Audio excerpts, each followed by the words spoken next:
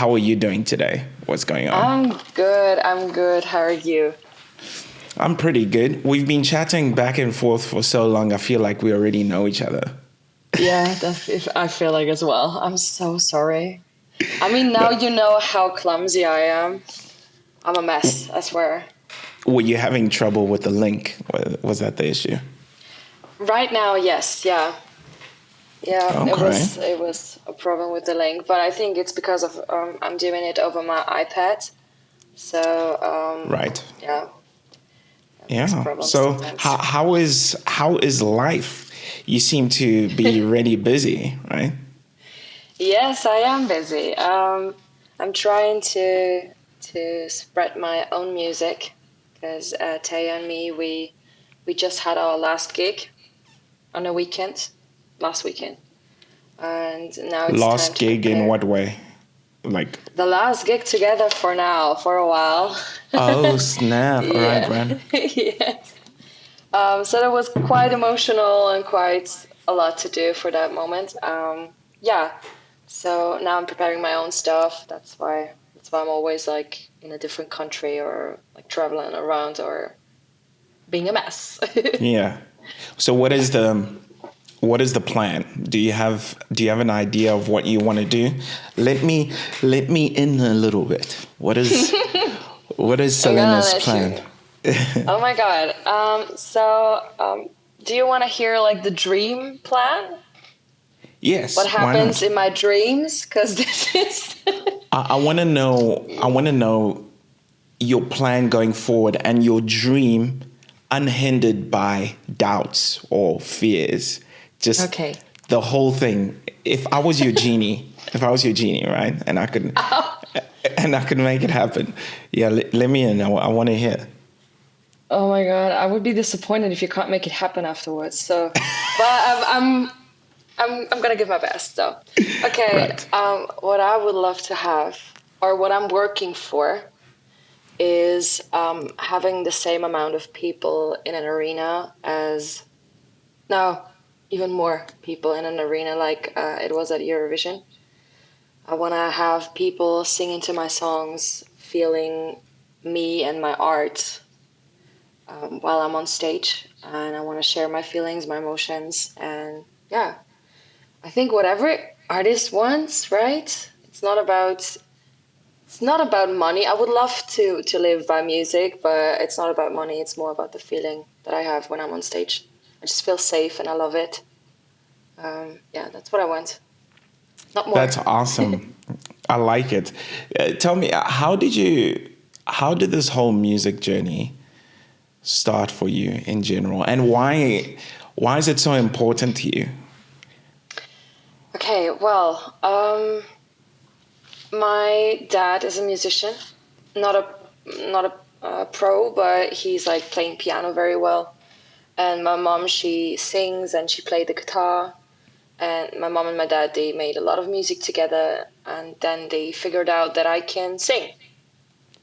I don't know how old I was, but they were just like, "Oh my god, she can sing in tune! Oh my god!" So, yeah. So they basically built like a little room downstairs in the basement, and I was singing there from like around 5 or 6, 7 years old. A room that you could leave, right, whenever you want. I'm joking. No.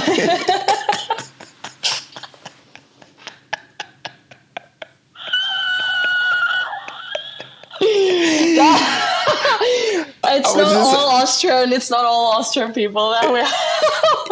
I was just about to be like, wow, okay, so this is just about to be a different kind of story. Let me just, yeah, I was just about, this is kind of a different sort of story.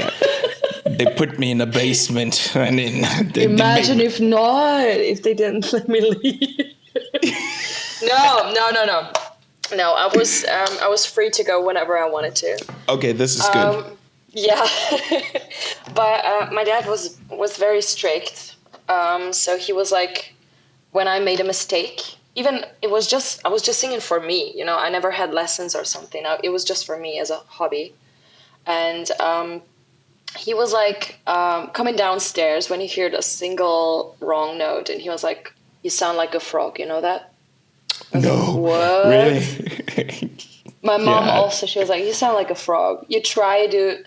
The thing is, I wanted to sound. Oh my god, that's so embarrassing. I wanted to sound like Rihanna, and I tried my best, but it sounded horrible. I have recordings at home. People could destroy me with that kind of videos. You don't want to give a Rihanna impression? Yeah. I was like, Hey, that already sounds pretty good to me. no, I was doing like it was more like, it sounded more like Britney Spears, but like, Right. you know, the parody of it. So yeah, it didn't sound that well, but yeah, they just tried to sing with me all the time and teach me something. They never learned anything. They never had like lessons as well, but they just tried to teach me. So yeah, and with around, I think 12 or 13, I started having gigs like in a school. You know, they gave me like a guitar, and I was playing a lot of guitar. Then I had my first like weddings at around 14 with my dad together, and also in church, some gigs in church, and yeah, and my very first gig alone with my guitar was with around 16, should be. And then it started. I was like, okay, I'm gonna finish my apprenticeship as a hairdresser, and then I'm free to do music. That's really awesome. So from really young, you already sort of knew that you wanted to do music. From what I've heard of people who are brought up in families where the parents really want the kids to do music as well, you sometimes get the story of the kids rebelling and being like, yo, actually, I don't want to do this. How come that didn't happen to you? I think the thing is, when you really, and I can say that now proudly, I think when you recognize that you have a talent for something and that you feel something, you know, that makes you happy or that makes you breathe, because music makes me want to breathe, you don't stop doing it, right? So because it feels amazing. And that's what it does. That's music for me. I I started myself singing in the shower, you know, when I was like 3 or something. So my parents were just like, yeah, they were like, learn, do it, do it. So they That's taught me. that's so cool. And tell me about your first performance live alone. What was that whole experience like? What? Horrible. It was horrible. I was so freaking nervous, and I can remember what I wore even that day. I looked horrible. I had no style at all. I just, oh my god! And the people were just looking at me, staring at me. The thing is, I am a sucker for ballads, slow songs. So I was, I was singing Sam Smith songs, the old ones, with my guitar in a bar where people usually dance. So it was kind of weird, but I got my first 100 euros after that, and I was like, I had a gig. What That's cool. 100 euros cash, or do you mean 100 euros for performing? For Like, performing. oh, right. So Yeah. so you saw the potential of making money from music from Of radio. Okay. course. I'm not doing this for free. No. No, I did it for free already. Okay, but this was like, now I need to. I mean, this was like, I don't take 100 euros anymore. But as a kid in a way, or like with 14 when I had my first like wedding to sing with my dad, it was also like 100. And the people actually came back to me like now, I think 1 year ago, and they were like, oh, can you sing at our cousin's wedding? You know, we were the first wedding you ever sang at. And I was like, yeah, sure, no problem. And I sent them like the offer. And they were like, oh, you're very expensive now. I was like, what did you expect? They were like, yes, you just you took 100 euros, right? And I was like, yeah, when I was 14. You know. So it is yeah, I kind of just saw the true. potential. Yeah. Yeah, it is very true. When it comes to money and being a musician and that combination with people you know, sometimes it can be really confusing. I feel like people have a misunderstanding of what it means to be a musician. So you charge them something and they say it's expensive, and you're like, yo, this is a culmination of years and years of practice and of working hard, of being embarrassed and of fighting against my fears. I don't know. I feel like But I people don't just want to don't explain understand. that. I'm too proud for Right? that, you know? It's always like, why do I have to explain myself why I'm charging this? Like, there's a reason. And also, I'm like one of the, like, in Austria, you can't get that much unless you started, like, with charging a lot from the beginning. But I started, like, you know, Oh, like here. So I try to get slow up. And you think after Eurovision, like everyone wants to throw money at me, like at a strip club, but it's not like that. It's more like I need to fight for it still. So yeah, that's business, I would say. Maybe I'm in the wrong really? country. I don't know. No, I mean, I follow you on social media, and and a lot of the videos I've been seeing of you is you singing in different venues and that sort of stuff, and people seem to be loving what you're doing. What has that been like in terms of what has life been like since Eurovision? Well, there are like two sides. Directly after Eurovision, I just got COVID immediately. And then I Oh, fell into a freaking deep hole because I was overthinking my whole life. And I was like, freak, what am I doing afterwards? Nobody was waiting here. There were no people at the airport screaming, yeah, Pope, Pope, Pope, Pope. No, nobody. There was nobody. So, sorry, I don't mean to laugh. That was just no, kind it's of okay. You can laugh. I'm making jokes. You can laugh. all right. Yeah, that was how I felt immediately afterwards. But then I tried to build up my confidence again, because you know you've been when you're at Eurovision, you have this massive amount of people sitting around you, and they're like cheering and they're screaming your names and the song and like the massive fan base. You get all that love, and after that you just come home and there's nothing. There's basically nothing. Nothing is happening. Also, our broadcast, I don't know if I can talk about that, but I don't care. Even they just don't answer anymore. You know, they're not here anymore. So it's like, okay, Eurovision is done. It's done. What Mm. still is here and who's still supporting us as artists is the fan base. They're still here. This is the positive side. They don't leave. And I love that. So that's what I'm thankful for afterwards. That's what makes me happy, and that's where I know when I release a song, there are like thousands of people, maybe not screaming my name, but listening to my songs, and this is like, yeah, the best feeling ever. That's really beautiful, and I think it's a good it's a good subject to talk about. Where, I mean, I know you've also done The Voice before. Mm. You have done The Voice. I Yeah, remember I also did The Voice once, and one thing I realized was the fact that a lot of these corporations, they don't really care about you necessarily as an individual. They care about the production and everything. And if the production needs tons of people shouting your name and all that sort of stuff, then that's good for the production.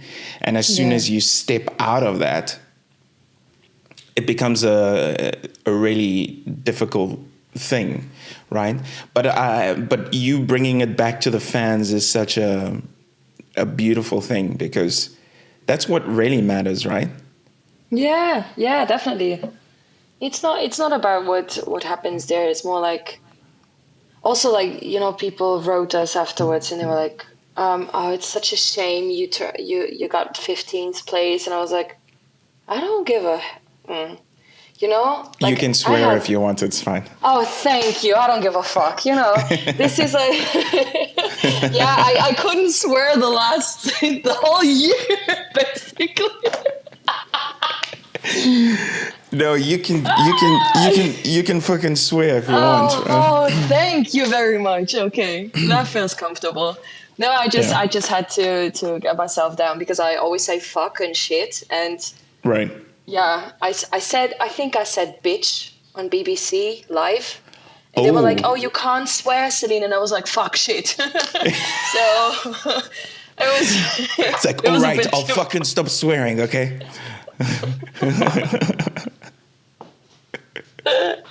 Oh Lord. That's Okay, really funny. yeah. Yeah. So yeah, I don't care about the placement. It was we had a great party. You know, we were first, so we had to like we could dance like the whole night after that. I think, So yeah. yeah, I think, okay, number one, I don't understand why in our heads, and I'm sure you'll understand this, we like to look at numbers and compare ourselves with other people and whatever. But when you take a step back, right, and you realize you were in bloody Eurovision, Yes. you got to sing in front of millions of people. Heck, I didn't know you then, and I was watching. I was like, po, po, po, po, right?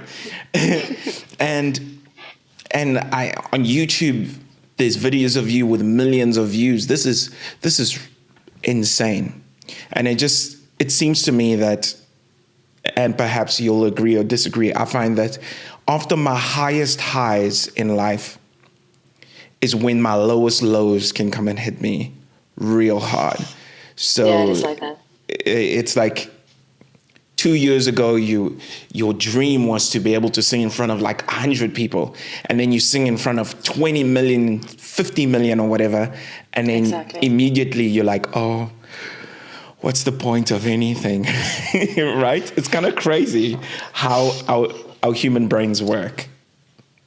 But why is it like that? Because I mean, I try to get rid of that feeling because I'm doing a lot of street music. I'm busking, so that helps me to stay on the ground in a way. That helps my brain to just, you know, there are still people who, of course, not recognize me because they didn't see it or whatever. And I'm doing street music, and they come over and they're like, "Oh my God, your voice! You should go to The Voice. You should go there, or you should go there." And I was like, "Oh my God, thank you. Maybe I'm gonna try next year." But because just, but not in a weird way that I'm like, "Ah, thank you." It's more like a real thank you because they like my voice. There are maybe like 5 people listening on a subway. Maybe there are 40 sometimes, you know?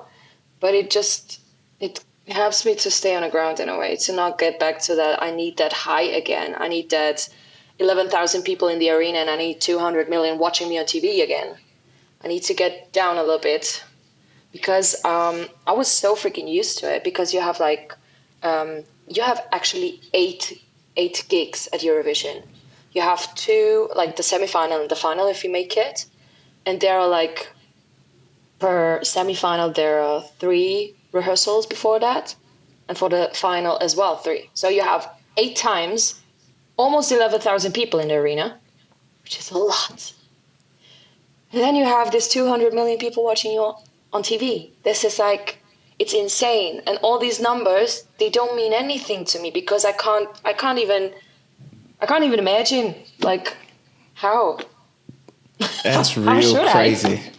I can't. It is. That is real crazy. And to, I guess, to try and answer your question earlier, or to at least give my perspective as to why it is like that, especially for us musicians. I think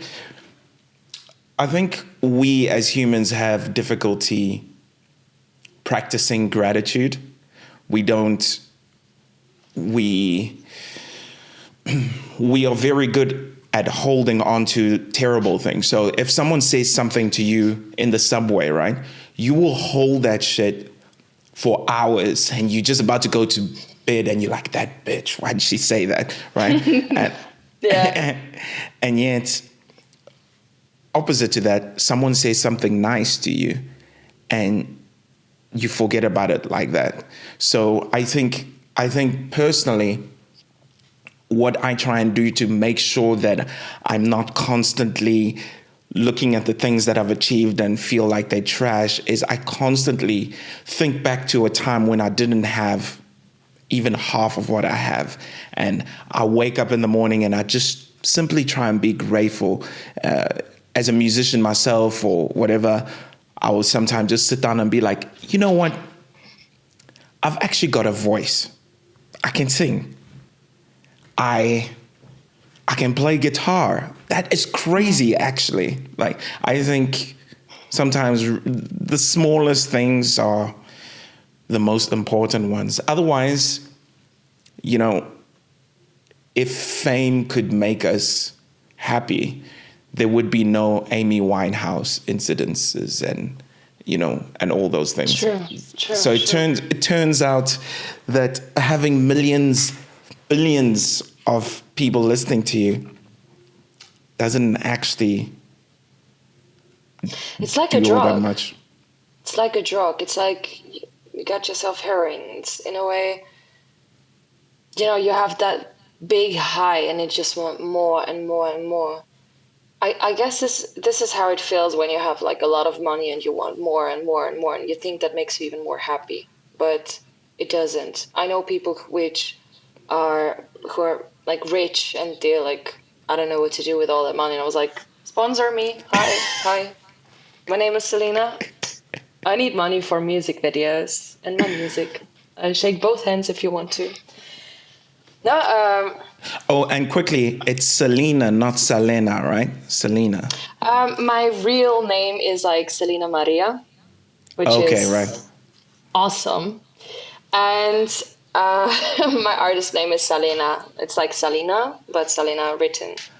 Oh, Yeah. right. Okay, because you said I'm it two very different creative. ways. I was like, oh shit, did I say that the wrong way? And plus, Forget it. It's okay. I know people who called me Salami, so it's oh, fine. I feel like, That is like, do you know what salami is? yeah, I feel like we It's would need a meat. fight. If someone calls me a salami, I'll be like, yo, put on your gloves. We are going a couple rounds. Who you calling salami here? Who you call a salami, huh? You know what the funny thing? I think random things can sound quite offensive. Imagine someone calls you a potato. That is the most offensive thing, right? Do you know that I'm like half German, half Austrian, and I call myself a potato. German people are potatoes. Really? I call them potatoes because I'm half German. So yeah. Potato. Like Also if like a someone looks fan at just me, tattooed a potato. like if someone looked at me in the eyes and was like, "You fucking mango," I'd be like, "What did you say?"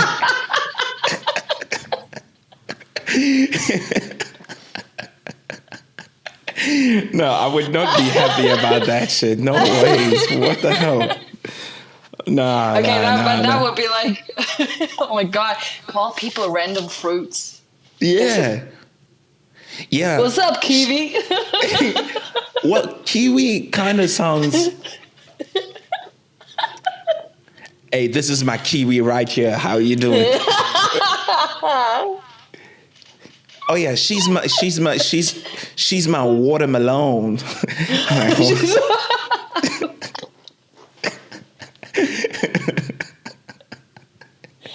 No, that would be weird. But I honestly, love that. yeah, this is if you take anything from our conversation, it's to call people random things, Yeah. right? But what I wanted to ask was, tell me about like. So you said you had a couple rounds being in on a big stage. So first question is, do you thrive off the pressure of people watching you? And second question is, how do you handle any feelings of anxiety, if you have any? I think usually, or let's go back to The Voice, because this makes more sense to explain it that True. way. When I was there, I mean, Oh, you when know were you it in The with Voice? Sorry. 2017. Okay. Yeah. So you know that feeling when you just stare at the seats and you just hope that they turn around, right? This made me like focus on the seats. Like I have to sing that good that they turn around. So I had to focus on something to get my anxiety like away, you know? I was like this before I went on stage. And I was like, should I go up there? Is it worth it? Is it working? Like, do I need this for my career? Do I have to go on that stage?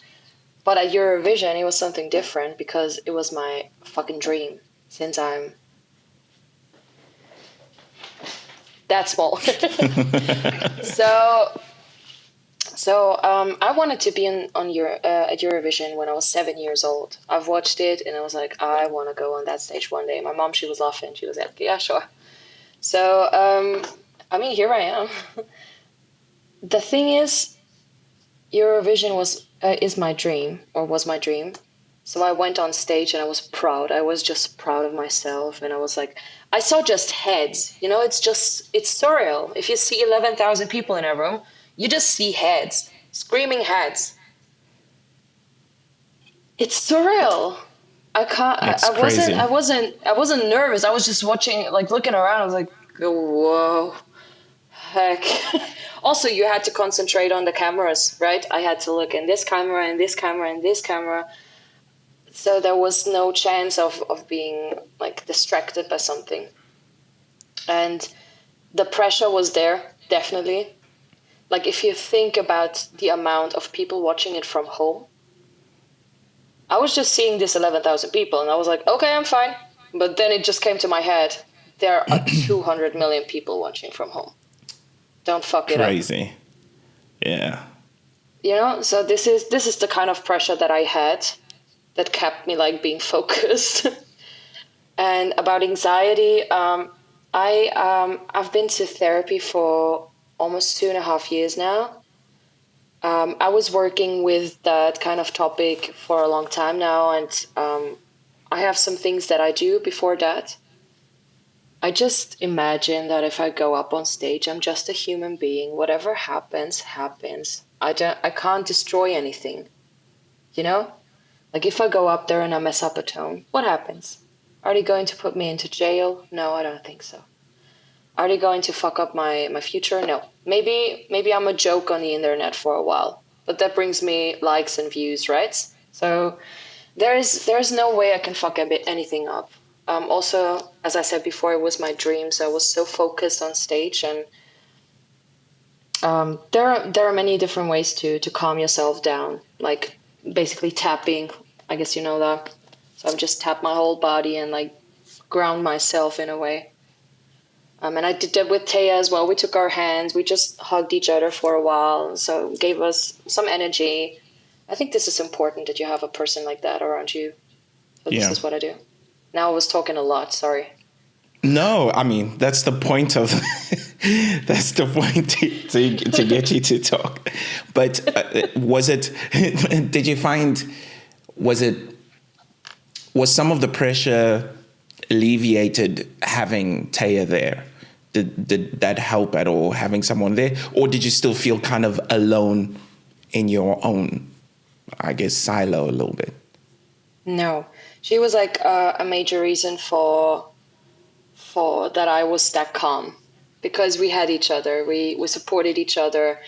Also at interviews, you know, like if she was tired, I was talking a little bit more. If I was tired, she was talking a little bit more. So we just helped each other out. If I had no social battery at all, she was like, I'm gonna talk, it's fine, it's fine. So this was like the best thing ever, being there together. I don't know if I would have done it that well without Teya. I'm not sure. But let's see. I want to try it again, anyways. So let's see when. But I want to. And I'm very curious if it happens again. If it feels different. But of course, you can help each other out. This is felt amazing. So you thinking at some point you might want to do Eurovision again? Yeah, definitely. Oh, Yeah, really? yeah, That's yeah. it's amazing. Tell me about the way you treat it, because I can imagine when I was on The Voice already, there was a level of professionalism in the way you were treated. Although I could see right through it, I'm like, okay, they're doing this because, whatever. But I quieted that part of my brain and allowed myself to feel like I was some celebrity pop star or whatever. But I can imagine Eurovision is a whole nother level. Was there anything awesome that happened where you felt like, yo, shit, this is awesome? Yeah, I mean, I'm used to it that I treat people or that I get treated like other people as well. Like there's always like a balance, you know. I'm not a different person because I was at Eurovision. But some people treat me like that. They put me on a very high podest and they're like treating me like a queen, which is nice. That's the It's way it really should nice. be. I You're a love it. queen. You're a queen, okay? I should, as I should get treated. It's But true. it's too much sometimes. It's like they think they need to crawl up my ass to that I like them. No, really. No, really. And I told them, like I told them already. I was like, you don't have to be super super nice. Like if you're fucked up because I said something wrong, tell me. Like let's discuss. Like I could never behave different, and I don't like that. There are some people, you know, I know from school back then. They were like mean. I got bullied a lot, but they just wrote me, you know, after Eurovision. They were like, "Oh my god, you were so great!" And "Oh my god, I saw you on TV!" And "Oh my god, your voice!" And I was like, "Yes, bitch."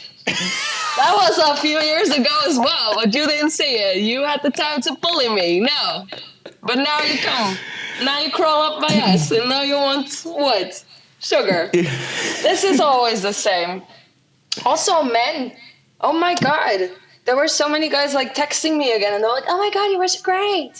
Oh, Like, really? what do you So, want? Like, what do you need? Like, fuck up. so apparently your stock price went up. Everyone was like, Oh yeah. oh No. snap. But how how did your past experiences, or have your past experiences, influenced you in any way through your music? Like, say you said you were bullied. Was that like a big thing, or was it just Yeah. a little bit? And how does it flow into music at all? Or No, it was a big thing actually. I was always like a bit on the chubbier side. You know, I ate and I love to eat. I still do. me too. And when I was nice, so when I was like 12 or 13, my mom decided to cut my hair like very short. I wasn't allowed to wear makeup. I wasn't allowed to wear like shorter skirts than under the knee, you know. So I was looking like a little child basically in a teenage, you know, in a teenage body. It's kind of hard. But she wanted me to be like, I looked a little bit older, so she tried to keep me like as a child, which is normal, and I'm okay with that now. But I got bullied for that, like being thick, for being basically, yeah, a woman, of course. And also I was like very far in puberty that age, so the boys thought they can touch me whenever they want to and whenever they like to. So it was, and basically why it was so hard is because I always told the teachers and they never did something. So Sorry, that was my iPad. I need to charge it. It's all right. You can do that. Yeah. So basically, what I was doing is I started playing guitar, as I said before, to try to distract me in a way. And this is how everything started. And I was like, okay, they hate me for me being me, basically. Let's show them that I can do more. And I'm a very stubborn person. Very stubborn. So if you try to fuck with me, I'm gonna fuck harder. Yeah. So this is why I started being so stubborn about music. That's why I never stopped. Also because it gave me some kind of power, you know? Like, this is my superpower, doing music, singing. And that's what they couldn't take from me. They were taking I got insecurities because of those people, but they never could take away my talent with music. This is the only thing that I got left. Yeah. That's really beautiful. It actually reminds me of, I read this book. I mean, this is going a little deeper, but I read this book. No, come on, go. I like that. I read this book called Man's Search for Meaning. It's by a guy called Viktor Frankl. He was a German psychologist, and he was in the concentration camps for around 3 years. Oh Lord, okay. Right, and there's no place where there's less meaning than in a concentration camp, right? Because it's just insane. And the book, it really hit me hard. But there was one part where he talks about, because everyone was malnourished, your body was basically wasting away and stuff. But then he says this one line, I'm going to butcher it, but something along the lines of, how do you say it? He said, we who were in the concentration camps saw, he said, we saw the men who walked around breaking pieces of their bread to share with others and still giving words of encouragement. And then he says that this is proof that everything can be taken away from a man or woman except the way they choose to react, what they choose to do. People can say whatever, do whatever. People closest to you can not believe in your talent and in your dream, but nothing can take away the choices that we make, the decisions that we choose to go after. And I think that's a beautiful thing. And also, kids are mean, right? Like, god damn. Like, what the hell? They are. There was a lot more going on, but we could make a whole therapy session out of that one. It's I think when you got bullied, it's like the main focus is on how did I get out of here, or how do I get out of this. I still have situations like that remind me or that make me get a flashback from my past. When I do street music and there are some people or some children at around 13, 14, you don't have a plan how they are right now. Oh my God. I sound like an old boomer when I say the new generation, but this is crazy. They spit on me. They call me names. Like, this is, no, that's not, that's thumbs up. What, does it happen to me? Yes, no? Spit on me. No, it's, there's a lot going on that reminds me of these days. And I still have this trigger sometimes, but. What do you mean they spit on you? Who spit on you? They spit on me. Like, for real. This is when I do street music. What? He's like, yeah. Oh, there's a lot of bullshit going on at doing street music, believe me. No, hang on. Wait, let's take a step back here. Hang on. I remember in Cape Town, I did some some busking on the street in Cape Town at the waterfront. A lot of things happen when I performed, but no one spat on me. Or like, what? What about the parents? What do you mean? No, there are no parents. There are no parents. They're like a group, and they try to impress each other or impress someone else. I don't know. And they just walk by, and they're like, and I was like, thank you? What am I supposed to say? And some people, they just throw like middle fingers, which is not that, it's okay. But last time, a little boy, he was like, slut, you're a slut. And I was like, okay, thank you, into the microphone. Then he just went upstairs, like the escalator, and he just fell backwards. That was kind of cute, though. Yeah. While he was saying the things. While he was doing that, I'm still... Yeah, karma. Where are you busking that, Is in the subway in Vienna. That's like the most... Oh, right. Maybe. Okay. Yeah. And right. some people stealing your money. One woman, she was like almost stalking me. She came every time I was doing street music, and then she just jumped into my basket, my money basket. She was like destroying the cash. That was like, I swear to God, there are so many crazy people. Someone was peeing next to me in the subway. What? Yeah. There's a lot going on in Vienna. I swear to God.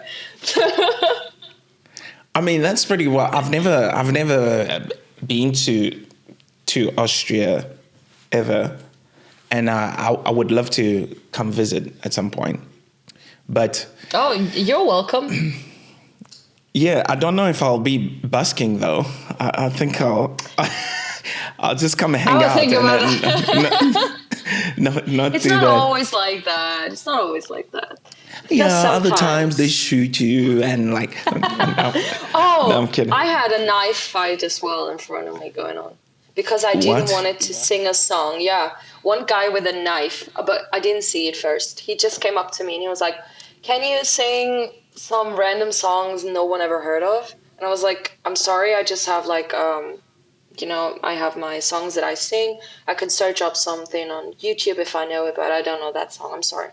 I give you €5." And I was like, I can't sing that song. I'm sorry. I give you €10. And I was like, you can give me 100. I don't know this song. Like, I don't know it. Yeah, okay. And then he walks by. And while I was singing, he comes next to me, touches me, starts rubbing my thing. And he was like, can you sing that song? Can you sing that song? I was like, if you don't go, I'm going to call security. Like, can you please go and don't touch me? And then he just went away. And another person who was watching me performing, he tried to grab him and tell him that he has to leave, that he has to leave me alone. And then he just took out his knife and he was like, what? and the other guy, he was like backing up. He was like, okay. Went to the police and reported him. They took this guy with them. He had a lot of drugs in his jacket as well. So it wasn't just a knife, he had drugs as well. And 1 week later, I saw him walking around at the same place again. So I was like, okay, I'm safe. I feel safe. The story telling me it sounds strangely like freaking like Cape Town or something, because that's where I'm from. So why do you enjoy busking? Like on the street, do you? I do. Yeah. As I said before, it grounds me. So it takes me back from that very high that I had at Eurovision and puts me into the real world again. Because you are in a fake world when you're at Eurovision. This is like, it feels like a fake world. It's not true, You don't get every day your 200 million people watching you. So, it grounds me. And also, I like it a little bit when it's a bit, how can I say?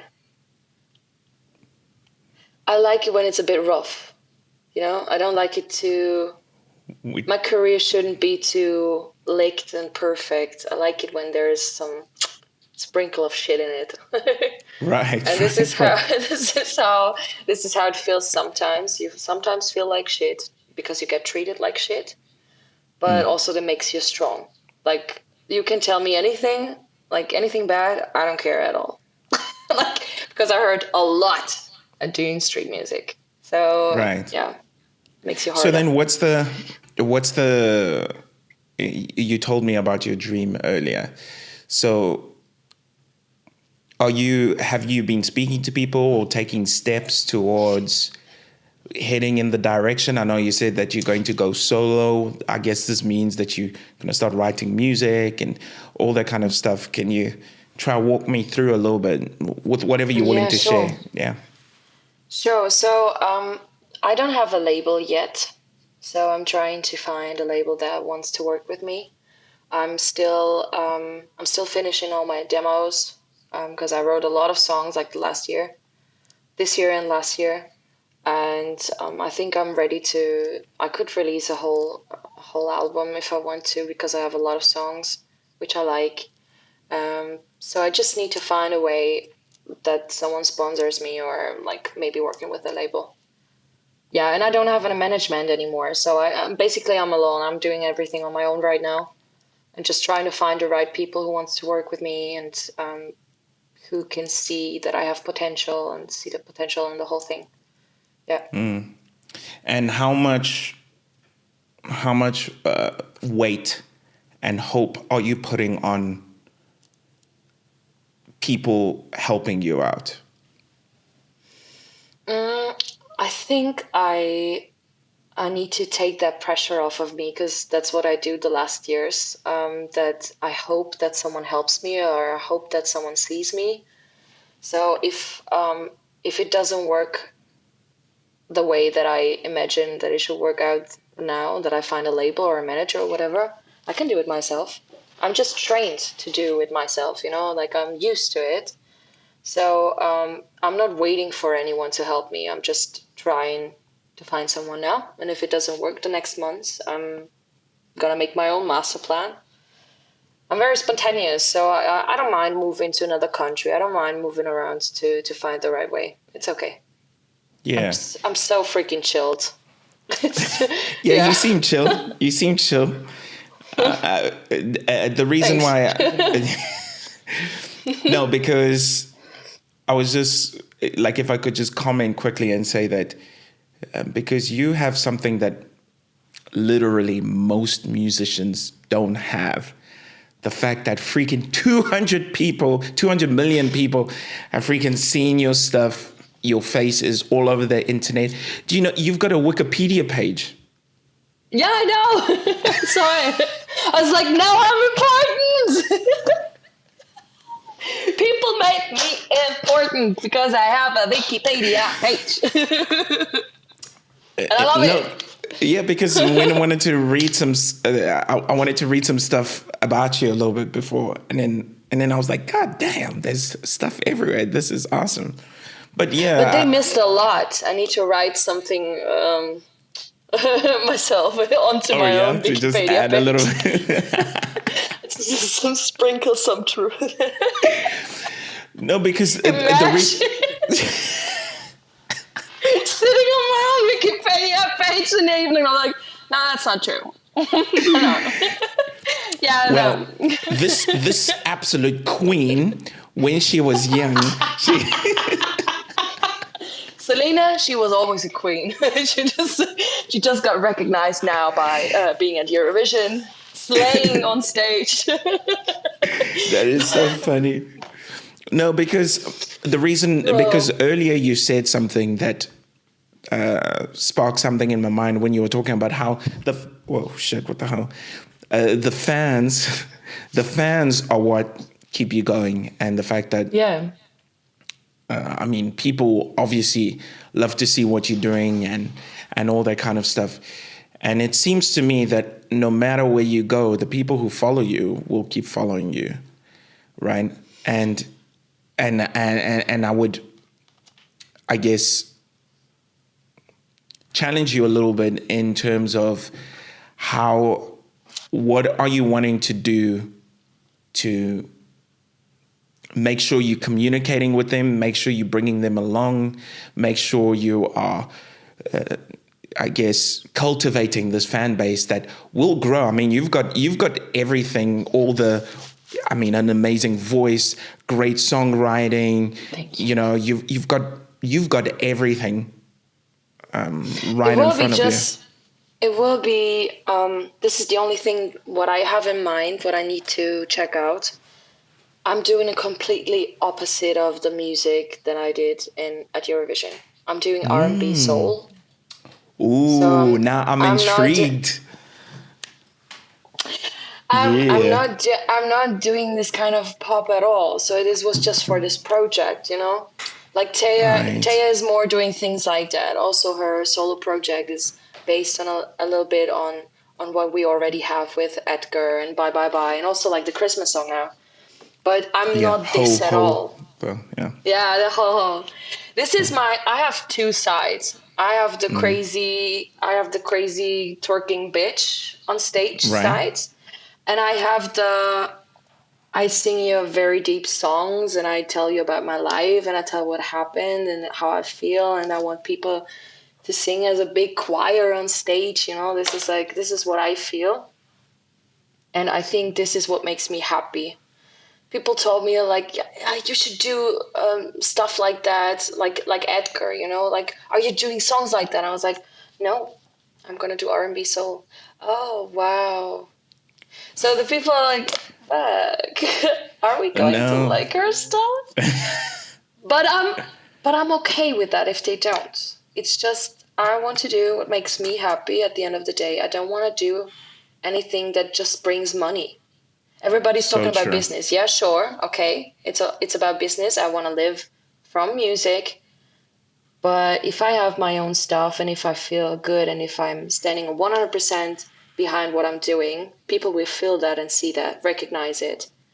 So they will like it. Maybe not the fans from Eurovision. They're still here. They like me as a person. But my music will find the right people, I guess. So I'm not scared at all. Yeah, I'm really intrigued to hear some of this new stuff you've got going because, I mean, you've obviously got a really powerful voice and it's got a really nice texture. So I could definitely imagine you singing some beautiful R&B soul kind of vibes. I'm gonna send you something over. You can give me your opinion if you want to. Yeah, no, I'm definitely really down for that. And it's also like, you know, music is the powerful thing about music is that it comes from the heart, and it's an expression of who you are as a human being. Yeah. And nothing can copy that. Not even freaking AI or whatever. It can't copy your experiences. Thank you, yes. and the way you're doing it, right? So I think I understand the fear of shit. Are people gonna like my own music, like my music? Maybe I need to do music that other people will like, you know. But I don't know if that's very sustainable. I was afraid of that before Eurovision even started because I was like, oh my God, we're gonna go there as a duo. Are they going to accept us if we split up afterwards? Because we weren't sure, you know, if we're gonna stay together as a duo or if we're gonna do solo afterwards, like straight ahead. Then I was nervous because I told our manager while Eurovision was that I'm afraid that I need some songs to release afterwards.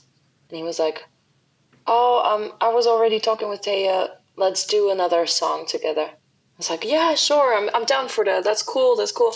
And then another song happened, you know, like Ho Ho Ho happened.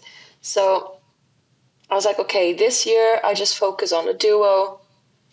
I just focus on, you know, I produce a little bit. I'm not a producer, but I'm just producing my demos and then I send it over to some people I'm working with. And that's how we make basically the music or my music. This is what I did the whole year. When I was at home, I was producing and writing and let's see if the people like it. I hope it. But there are some people, you know, even if they don't like R&B or soul, they would listen to it, and that's the fucking sweetest ever. It's the sweetest thing ever. Yeah, it really is. I think I saw a short clip of of Adele, and she was just talking in her Adele way. I'm from England, yeah. It's fucking beautiful. Yeah. And then she was like, I don't do music for the TikTok. Oh, Yeah, exactly. I'm gonna stop with the accent. But she was basically saying, Oh my god. That was accurate, man. She was basically saying that she was like, I don't do music for the TikTok. She said that if everyone's doing music for the TikTok, who's doing music for my generation? Who's doing music for the important things that I want to say? She was like, and if people on the TikTok don't listen to my music, I actually don't want them as fans. I want people who can relate to what I'm saying and who connect to me. She made it to TikTok anyways. Yeah, true. She made it to TikTok anyways. That one, I don't have to explain myself to you. I'm a grown man and I do what I want to do. Yeah. That's my affirmation every day. I haven't heard her. I haven't spent time listening to her latest album. I didn't really listen to it. Oh, it's okay. Me neither. I'm a person who just listens like random to albums, and then I'm like, safe. Oh, why is that thumb? Oh, yeah. So I think it's wait, do that.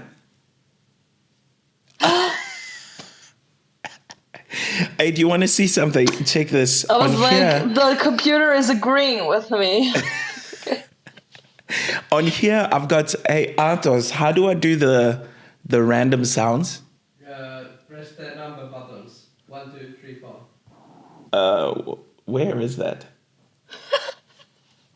What do you mean, press the random buttons? What buttons? The red buttons.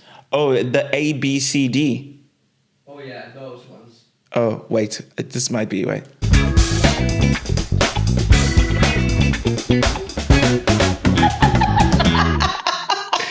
I love it.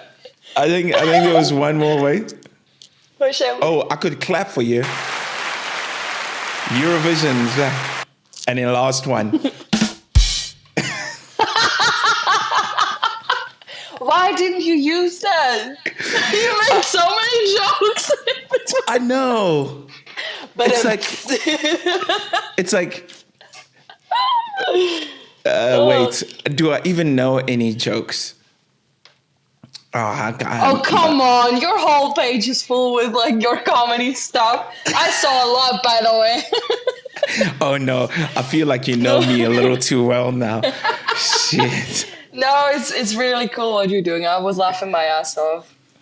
Yeah, I try because I took a little break from music for about a year, and now I'm slowly kind of getting back to it.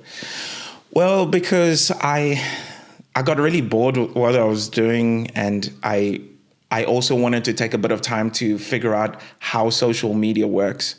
Because oh my God. Yeah, that's a whole nother topic. Right? Because I told myself that I need to figure out how social media works, and I need to be able to talk to people. And once I understand that, I can get back to the whole music side of things. So, because if I can be completely frank, I was really tired of the same dingy bars I'd perform at, and the feeling of a comparison with other musicians, and writing a song and then hearing a song by John Mayer and being like, wow, my song is trash compared to that shit. And, you know. Oh my God, I feel that. Why is it always like that? Right? I think they feel that way as well. I think that they feel that way as well. They are listening to the song and they're like, oh my God, I should have done that instead of that. But there are so many people like actually working on that song as well. And I see John Mayer right now on my computer. That's kind of funny though. Oh, really? But then imagine he just joins this chat right now. He's like, hey, y'all. What's up, Mango? Yeah. Do you know he probably watched Eurovision though? So yeah. But what making videos and stuff, has actually taught me though was, I guess it's just the idea of putting stuff out, trying my best, enjoying the process, putting it out. And some videos people love, some videos people don't love, some videos get 1 million views and some don't. But I forced myself to get used to the process of creation and expression. So for that little bit of time that I'm working on that video, I'm doing it because I want to. And I am flexing my creative skills, and then I do it. And I put it out. It's so hard to start. Yeah, I know. It takes so long to finish one freaking video. It does. It really does. Yeah. But then that's what I'm trying to transfer to my music now.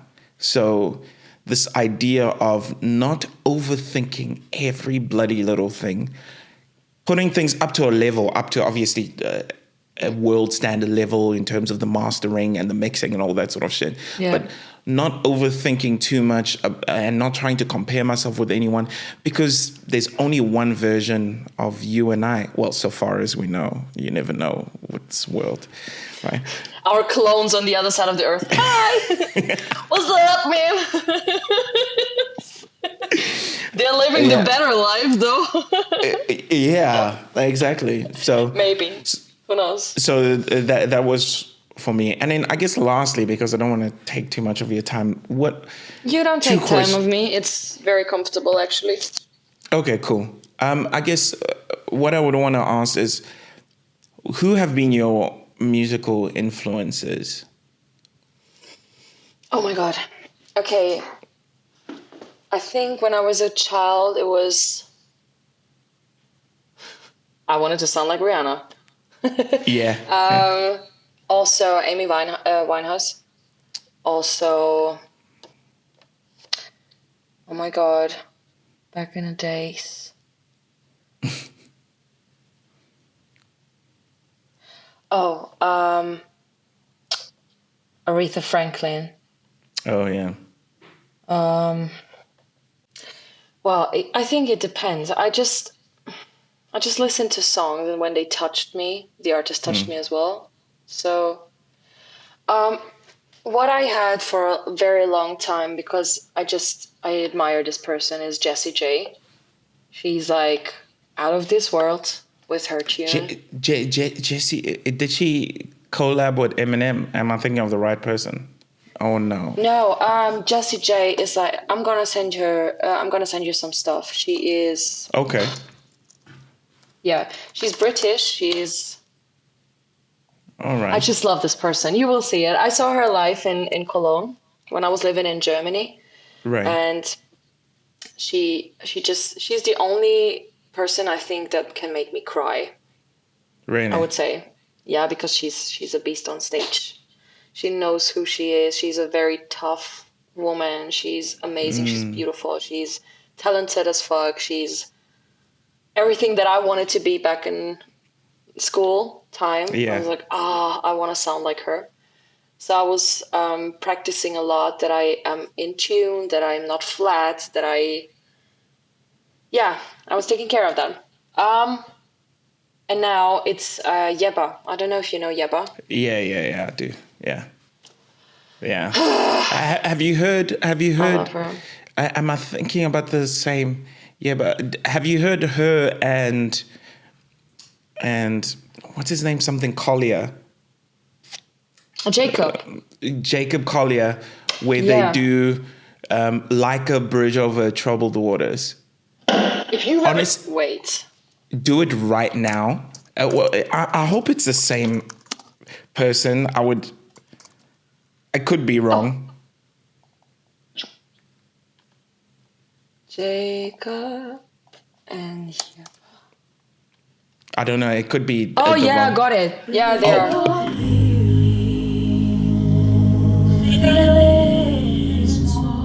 Oh my God, she looked so different. Girl.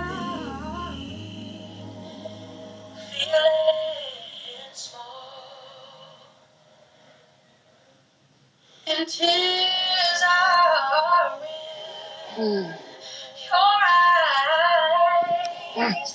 love that woman.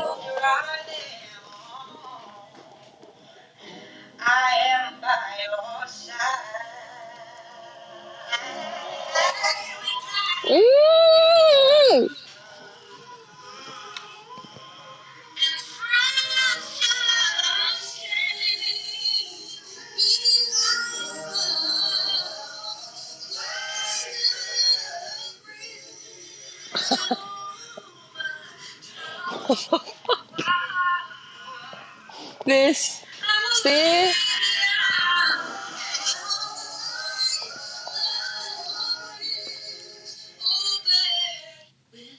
Oh my god. Yeah. Right? This is oh, sorry. Okay, my iPad was using my Was it mouse. dying? Oh. Wait, give me a second. Oh yeah. Here we go. This is what makes me almost cry, and this is what I want to bring out on stage. This It's is exactly amazing. what I want. I want people to amazing. sing. Do you know Yeba and PJ Morton's? I love PJ Morton as well. Okay. PJ Morton and Yeba doing How Deep Is Your Love? Send me the link in chat, maybe. Okay. I'm gonna send you something. It's like, oh, I love things like that. You know, like sharing some videos, some Right. crazy. Yeah, I love that. It's really awesome because I mean, I think when we actually sit down, especially in the reel and in share, because I think we will probably find a lot of common ground in terms of music and stuff. But yeah, to go to what you were saying, I think this for me is the most important thing. And this was why I took a break from music, and now when I come back, is the ability to take an experience in a song and take something, not because you're trying to get famous or trying to, I mean, all those things can be attached to that in some way, but it's not the main drive of it, right? No. And you go on stage with something that you truly, in the deepest parts of yourself, believe in, that even if no one listened to it, you would still listen to it, right? Yeah, and then being able to definitely. go on that stage and share that and see that experience reflected in other people's eyes who are watching you. Like this, that's music, right? Yeah, it is. Yeah. This is exactly what it means to be a musician, I guess. There are some people out there who have like a talent and they use it to just make money, and that's a big benefit, you know. Like I want to have money as well. It's not like that I'm like, oh, I can be broke forever. It's fine. It's not like that. But the main reason why I'm doing music is because I want to feel that way. I want someone to listen to me like we did right now, Jacob and Yeba, and we're like getting goosebumps, and I almost cried because I felt it, you know? This is what I want to have people to do. Like, Yep, I mean that cry that at my track, concert. yeah, because that song, that short little clip we just played, and I'm sure when we edit this, we'll try add it in so people know what we're listening to. But I've had times when I just feel like when I'm trying to think. Yeah, I've had times when I'll say quite drunk, like ages ago. And, you know, when you're feeling low and everything just feels like trash. And then I'd be walking home, it's cold, and I've got my headphones in, and life feels like terrible. And I put my headphones in and I hear the like a bridge over. And then I'm just like, You're in that feeling, yeah. Yeah, and it just hits me so, I guess, in such a special way. And it's crazy that two people's voices who I've never met can have an impact like that on my life. And I would feel myself get lifted up, right? And maybe tears will come down, but they're tears of release, and you're just like, oh, someone was in such a bad place where they had to sing the words, like a bridge over troubled waters, I'll lay me down. Oh, I can't remember what the words exactly. That just happens when you're in that mood, or when this person just brings over the same energy. I think Yeba has been through a lot of shit, so she can transfer it through her voice, out there. And Jacob as well. I think this is possible. If you have like a person who never been through shit and like has been having a great life and everything is fine, could never transfer that kind of energy. I don't know. It just feels like, because yeah, it's and true. Also, I mean, when you have a breakup or something, you lay in bed and you just listen to fucking breakup songs to make it even worse. Like you lay in bed and you think, I'm a victim. They left me. Oh my God. So you listen to, I don't know, what's that? The most common breakup song ever. I don't know. Something from Adele. I am so Mr. lonely. I am nobody. No, to be honest, I absolutely do not listen to breakup songs if I break up. I absolutely do not. Oh, really? No. I Why? think because I'm trying to Maybe think. you're smart, that's why. No, I think I'm mostly... It depends on... what's the best way I can put this? Before a breakup, if I'm the one who's thinking of breaking up, I spend a lot of time watching videos of people talking about breaking up. Oh, yeah, okay, I feel that one. I rather watch videos that try and explain to me that the breakup, although it is the central aspect of my life in this moment, if I were to zoom out, it's one moment, and I need to realize that there's more out there. So I find myself, I don't trust I love my emotions. My emotions guide me to an extent, but I absolutely do not rely on them. I do not. But then you're in a very healthy place, I would say. I didn't do this since I'm in therapy. So maybe because I'm working on myself, I don't do it anymore. But I just had the situation with one family member, and this person just got hurt by another person. Okay. And she was lying in bed, and I was like, what's wrong? She was like, let me listen to my sad music. And I was like, you know what I do when I'm super sad and I want to be happy immediately? I'm going to put on the chicken song. The chicken song? She was like, I'm going to hate you if you put on the chicken song. I was like, okay, I'm not going to do it, but it's just a thing that you have to try out. You don't take yourself too serious. Put on the fucking chicken song, and it helps.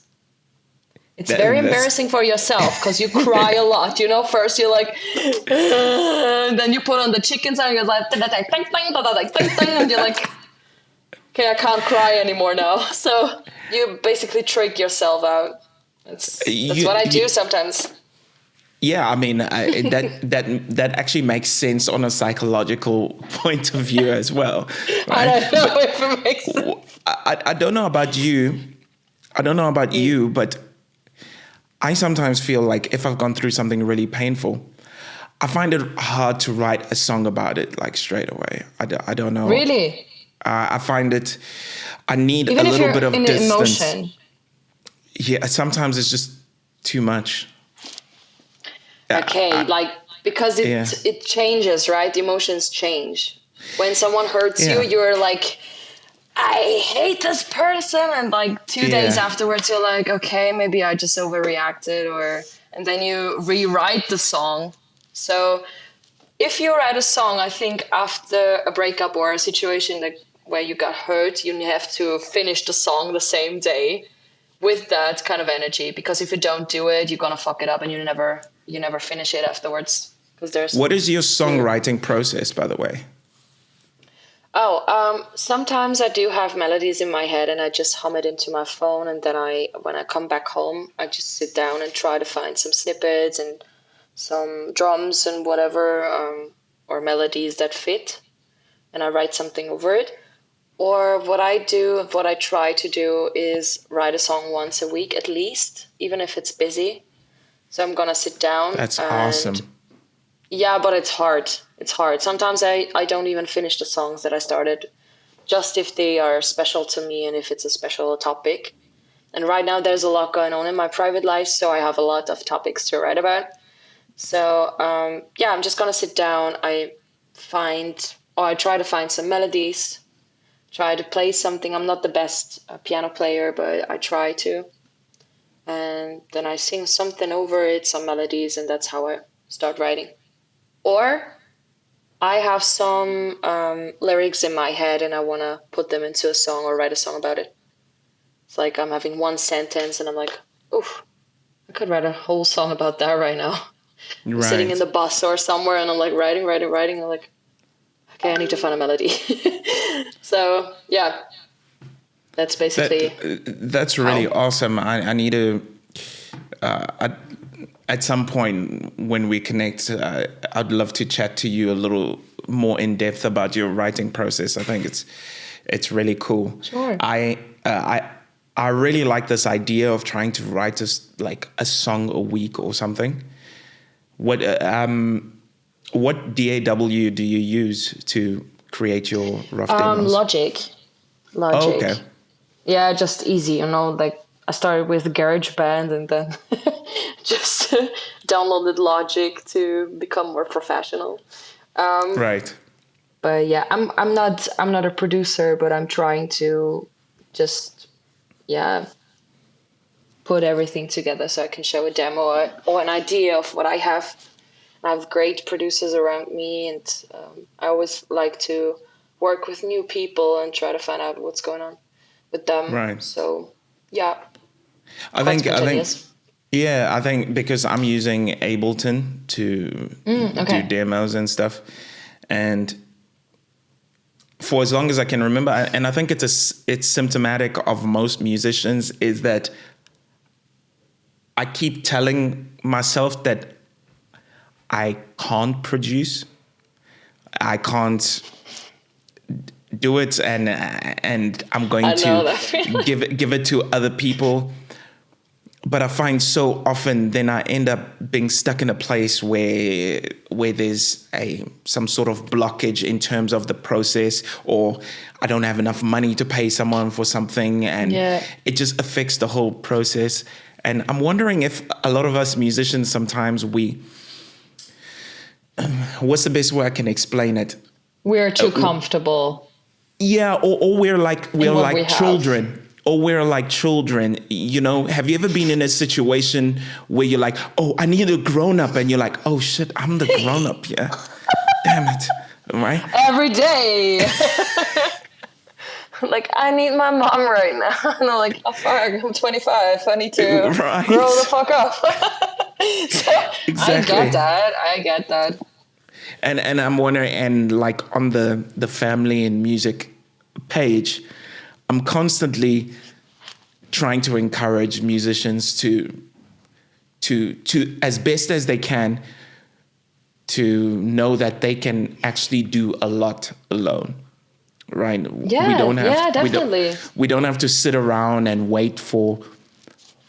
I mean, help is awesome, but sometimes I feel like we tie ourselves down waiting for help that sometimes just doesn't come, right? Or you do everything on your own, and you just, because that's what I did with all the business stuff around. Like I always do everything on my own, and I never said, okay, I try to find someone who helps me out, you know? I was too pride in a way, like, you know, I was like, no, I can do it on my own. But now I just recognized, okay, I can't do everything on my own. If I invest time now for producing, I'm gonna lose years of investing time into my artist project. Yes. No. So I'm gonna find someone who's helping me. And there are a lot of people. If you wait for the right person the whole time and you're just waiting, you're like, no, that's not 100% what I wanted. Like if you're never good with what you get, then do it yourself. But if there is a slight chance of someone helping you and you're like, okay, it's not a 100%, but it's 90%, go with it. Like if you wait that long, I know I have friends. One musician, he's an amazing singer, but he's almost 47 now. He's 47. He's a friend of mine. And now he's working on his album for over 4 years. Really, 4 years, and he's like, I can't release it. I'm not ready. I'm gonna make it next. And I was like, I know you now for 2 years, and you were talking about your album. You're showing me always the same songs. It always sounds the same because you always go from one producer to the next producer because you're searching for the right producer. I was like, you have a ton of money. Go somewhere and just release it because it's. Release it, let it go. It's like a relationship, a toxic relationship already. It's so like, true. Let it go. No, I mean, give birth to that baby. you raise a completely valid point because number one, I think the times when I've spent ages working on something, as an example, I'll use a video. Let's say I've got a video I want to release, and I spend hours doing this thing, and I edit every single little thing, and then I put it out. No one gives a shit. And then I take something where I just have an idea and I do it 10 minutes. 5 million views. Because the people can see that you made it with being comfortable, and you're like, bang. Because that's what people are right now, right? They live a fast life.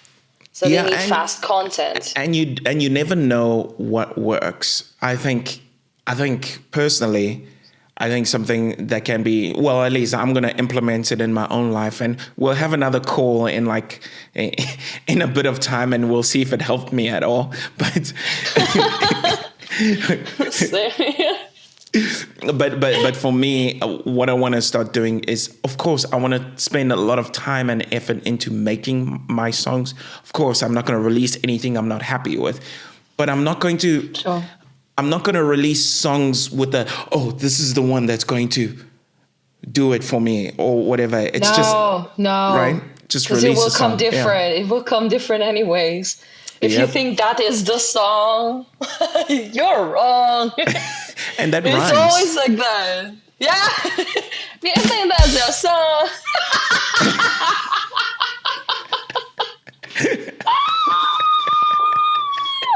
I love it.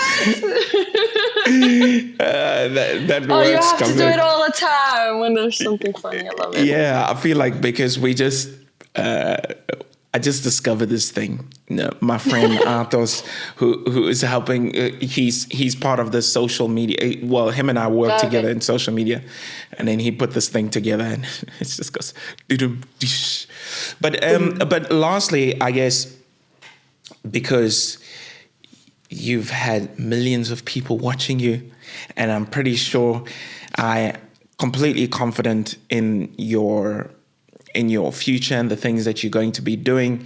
I am an absolute fan. I'm really excited to see what you're going to do next. So what would you say to artists out there who feel like the music's not going anywhere, or they feel like they're not that good? Is there anything you would say to them? First of all, be stubborn, never give up, because that's the only thing that some people do, and that's you're just standing in your own way in a way, because nobody else can control what's going on with your music career. It's just yourself. You are doing everything you do is for your own way. Nobody can change that. Like if you say your music is not good enough, it won't be good enough because you never will put it out, right? So just release it, let it go. As I said before, give birth to that baby. It needs to be born. 9 months is enough.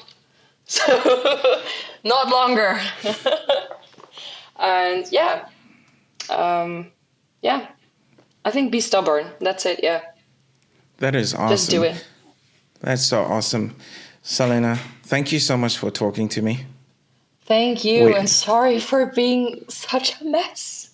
No. How long were we talking about this meeting? It was worth the wait, right? It was worth the wait. And now we are actually friends, so that's great. Yes. It was really, really fun. I'm sure we'll keep chatting. Yeah, sure. Nice to meet you. It was nice to officially meet you too. Okay. Cheers. Bye. Cheers. Ciao.